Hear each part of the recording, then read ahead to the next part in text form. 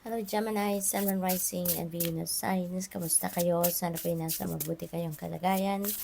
Welcome back po sa Star Tarot. Kung bago kayo dito, welcome din kayo. Thank you sa inyong support. I truly appreciate it. God bless you all. Gemini, po na mensahe ninyo, number 31, in the hand, the universe is your partner. Oh, napaka-sweet naman ang mensaheng ito para sa inyo, Gemini. Kasi pinapaalala sa inyo dito na yung universe, yung Panginoon, siya yung inyong ka-partner, no, sa lahat ng kung ano man ang gusto ninyong gawin sa buhay ninyo.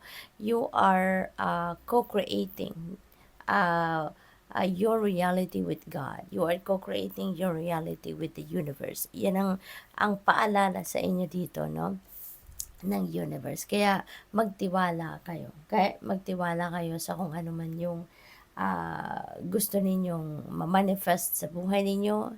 Trust that lagi kang may katulong. Lagi kang may katulong.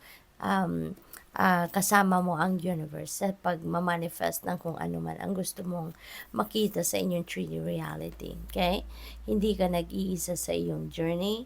We have winter's dream, gestation period. So ngayon siguro ang iba sa inyo, you have a plan or you have an idea na inaalagaan ninyo ngayon. Maring gumagawa kayo ng paraan ngayon to prepare, no, for whatever that is na gusto ninyong i-roll out na plano or mga ideas na gusto ninyong isakatuparan. Maaaring you are gathering facts, maaaring nag-iipon kayo ng resources, maaaring nag-iipon kayo ng mga bagay na kakailanganin ninyo para ma-carry out ninyo kung ano man yung plano ninyo na gusto ninyong matupad, no? So, maaaring yan ang ginagawa ninyo sa ngayon. What else? We have number 53, curiosity. Ayan, so, ang iba siguro sa inyo, tulad na nasabi ko kanina, maybe gathering facts. Kasi, maybe you are curious about something, no?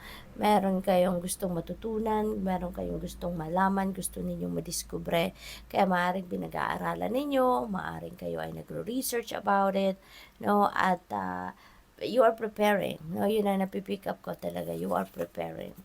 We have number 30, Horseman, Herald of Change. Ayan. So, merong pagbabago, no? Siguro ito yung inyong pinag-aanuhan ngayon, pinaghahandaan. Gusto ninyo mag-create ng pagbabago sa ibang parte ng buhay ninyo or maybe overhaul, no, ng buhay ninyo. Maaring yan ang gusto ninyong mangyari at a certain period of time. And maaaring ang iba sa inyo ngayon, magsisimula na kayong mag-take ng practical steps para makapagsimula na kayong baguhin ang itsura ng buhay ninyo, ang scenario sa buhay ninyo.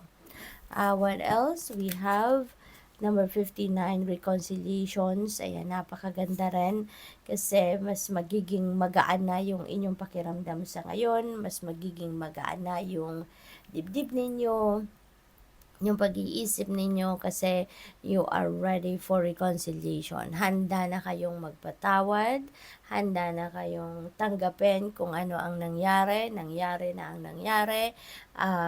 Maaring ready na kayo. Bukas puso na kayo ngayon sa pagpapatawad, sa pagtanggap, and therefore you are ready to reconcile with someone na nakagawa ng hindi magandang kaganapan sa buhay ninyo in the past. Handa na kayong magpatawad ngayon sa mga tao na nakasakit ng inyong damdamin in the past. So that is really good. That's a good move. Kasi as you head towards change, 'di ba? Mas magandang malinis na ang path ninyo. Wala na kayong mga sama ng loob, yung mga ganon, no? So, we have number 64, Woodwives, adaptability. Kapag kayo ay adaptable, kapag kayo ay flexible tulad ngayon, maaaring yon ang i-display ninyo, no, sa buhay ninyo. Magiging adaptable and flexible kayo. There is, for sure, no, you will get to where you need to be. Mapupunta kayo at mararating ninyo ang lugar kung saan or sitwasyon kung saan doon kayo dapat, no? Kasi hindi kayo magko-complain, hindi kayo mag-whine, hindi kayo rereklamo, hindi ba? You will get to where you need to be. Kung meron mang mga obstacles along your journey, you would know, no? You would know na kailangan ninyong hanapin kung saan, kung papaano kayo makakalabas dyan sa obstacles na yan or sa challenging situations na yan. And without complaining, diba? So, what else?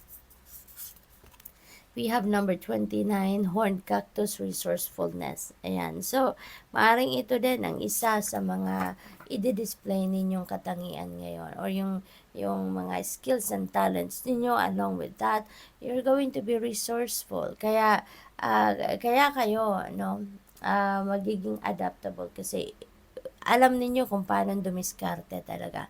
And in this case, magdidiskarte kayo on how to be resourceful. Magdidiskarte kayo on how you can get around your challenging situations or kung paano kayo makakalabas sa mga problema, no?